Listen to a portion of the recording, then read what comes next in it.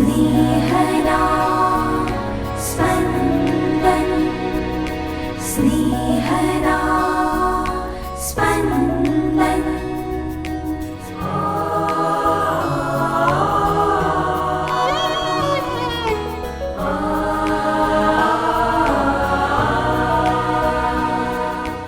સામાન્ય કાળના 10મા અઠવાડિયાનો શનિવાર. ધર્મસભા આજે માતા મરિયમનું નિષ્કલંક હૃદય અને પાદુઆના સંત અંતોનના પર્વો ઉજવે છે. આજના શુભ સંદેશ મુજબ બાળકે ભૂલ કરી હોય તો તેને વળી નાખવાને બદલે એવું કેમ કર્યું છે એ પૂછ્યા બાદ જ નિર્ણય કરાય. પરિવારમાં જે કંઈ બને છે એ બધું સદા સમજાતું નથી. એવે વખતે મારો જ કક્કો ખરો કરવાને બદલે એવી વાતો મનમાં સંઘરી એના પર ચિંતન મનન કરવાથી પરિવારમાં શાંતિ ફેલાવાની. સાંભળીએ સંત લુકૃત શુભ સંદેશ અધ્યાય 2 કડી 41-52. એ બાળકના મા બાપ દર વર્ષે પાસખાના પર્વ ઉપર યરુશાલેમ જતા હતા. જ્યારે ઈસુ 12 વર્ષના થયા ત્યારે પણ તેઓ દર વર્ષની પેઠે જાત્રાએ ગયા. ઉત્સવ પૂરો થતાં તેઓ પાછા ઘેર આવવા નીકળ્યા, પણ બાળ ઈસુ યરુશાલેમમાં જ રહી પડ્યા અને એમના મા બાપને એની ખબર જ ન પડી. ઈસુ પણ સંઘમાં જ છે એમ ધારીને એક દિવસ તો તેમણે પ્રવાસ જારી રાખ્યો, પણ પછી પોતાના સગા સંબંધીઓમાં અને ઓળખીતા પાળખીતાઓમાં તેમની શોધ કરવા માંડી. છોકરાનો પત્તો લાગ્યો નહીં એટલે તેઓ શોધતાં શોધતાં પાછા યરુશાલેમ આવ્યા. છેક ત્રીજે દિવસે તેમને મંદિરમાંથી તેમની ભાડ લાગી. ધર્મગુરુઓ વચ્ચે બેઠા બેઠા તે તેમનો ઉપદેશ સાંભળતા હતા અને તેમને પ્રશ્ન પૂછતા હતા.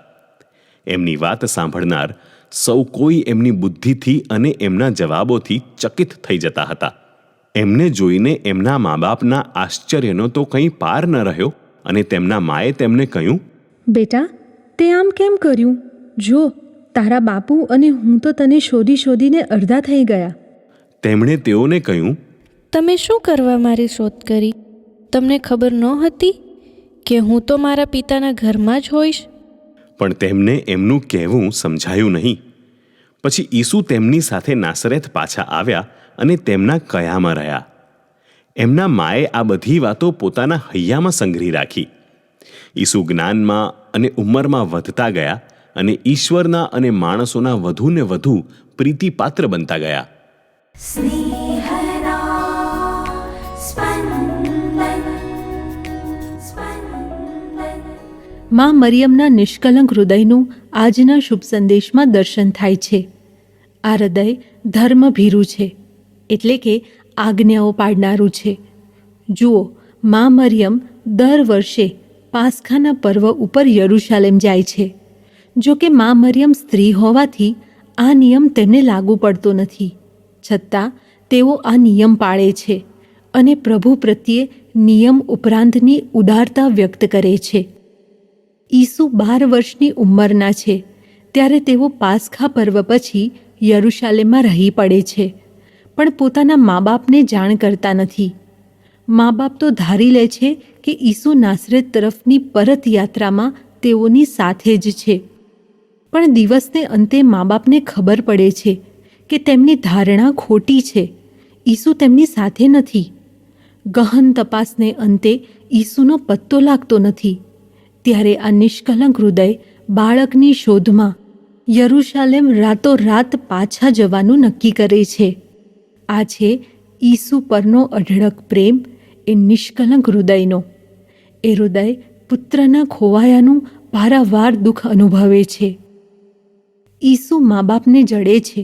મંદિરમાં ધર્મગુરુઓ વચ્ચે બેઠા બેઠા ધર્મગુરુઓનો ઉપદેશ સાંભળતા. ઈસુની આવી બુદ્ધિ પ્રતિભા પર આ નિષ્કલંક હૃદય આશ્ચર્ય અનુભવે છે. આ નિષ્કલંક હૃદય ઈસુને આટલો જ સવાલ કરે છે, તેણે આવું શા માટે કર્યું? જવાબમાં ઈસુ કહે છે કે તેઓને ઈસુની શોધ શા માટે કરી? તેઓને ખબર હોવી જોઈતી હતી કે ઈસુ તેના પિતાના ઘરમાં જ હશે.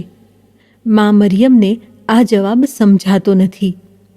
મરિયમ આ બધી વાતો તેમના નિષ્કલંક હૃદયમાં સંઘરી રાખે છે. હૃદયમાં સંઘરી રાખવું એટલે ખૂબ વહાલથી યાદ રાખવું. મરિયમ યાદ રાખે છે કે ઈસુ જો તેમનો પુત્ર છે તો ઈસુ પરમપિતાનો પુત્ર પણ છે. મરિયમ ઈસુ પર એક હતું અધિકાર ધારણ ના કરી શકે. મરિયમ ત્યારથી ઈસુ તેમને અતિશય વહાલો હોવા છતાં પિતાના કાર્ય માટે ગૃહ ત્યાગ કરતા, રખડતું જીવન જીવતા, લોકકલ્યાણના કાર્ય કરતા, ક્રૂસની સજા ભોગવતા અને ક્રૂસ ઉપર મરી જતા ઈસુને મરિયમ રોકતા નથી. એ હૃદય પિતા પ્રત્યે આજ્ઞાધીન છે. એટલે જ મા મરિયમ આજ્ઞાધીનતા ઈસુને વારસામાં આપે છે. ઈસુ મા બાપના કહ્યામાં રહીને આજ્ઞાધીનતા વ્યક્ત કરે છે. મા મરિયમનું નિષ્કલંક હૃદય આપણે માટે આદર્શ છે. આપણે પણ માનવ હોવા છતાં નિષ્કલંક રહી શકીએ છીએ. સ્નેહની ધારા વહે માં તારા રુદિયામાં, હે તે ભીંજાવી દે આ જીવન બાગને, આ જીવન બાગને.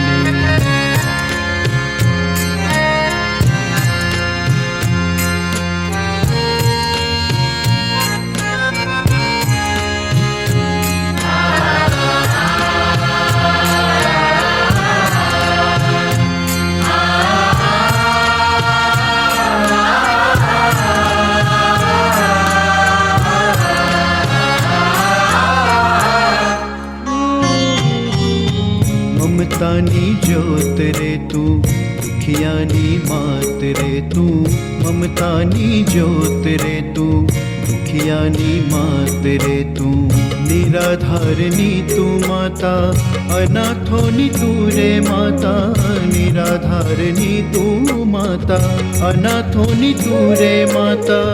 અરજો અમારી સુણી, અરજો અમારી સુણી, પ્રભુજીને ધરજો, પ્રભુજીને ધરજો.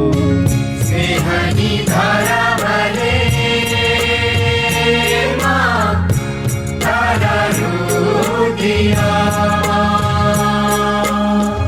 હે તે ભીંજાવી દે આ જીવન બાગને, આ જીવન બાગને.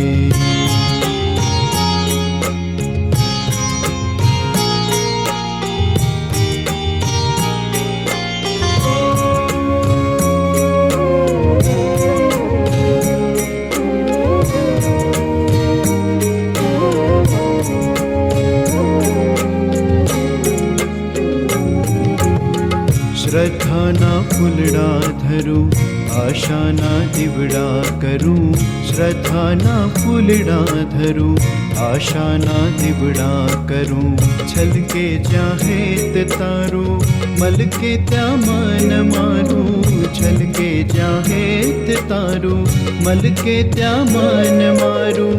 પ્રગટાવો પ્રીત કેરું, પ્રગટાવો પ્રીત કેરું, તેજ રુદિયામાં, તેજ રુદિયામાં. સ્નેહની ધારા વહે માં તારા રુદિયામાં, હે તે ભીંજાવી દે આ જીવન બાગને, આ જીવન બાગને.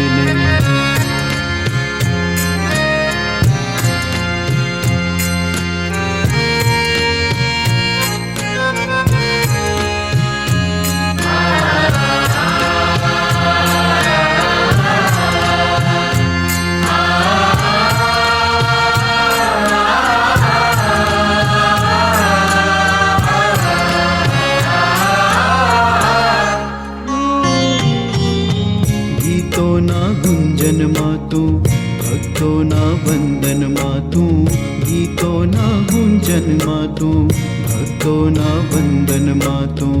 ભક્તિનું ધામ તું, શક્તિનું નામ તું, ભક્તિનું ધામ તું, શક્તિનું નામ તું.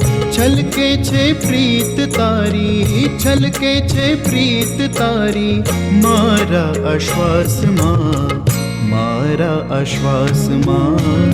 સ્નેહની ધારા વહે માં, તારા રુદિયામાં. હે તે વિજાવી દે જીવન વાગને. જીવન બાગને.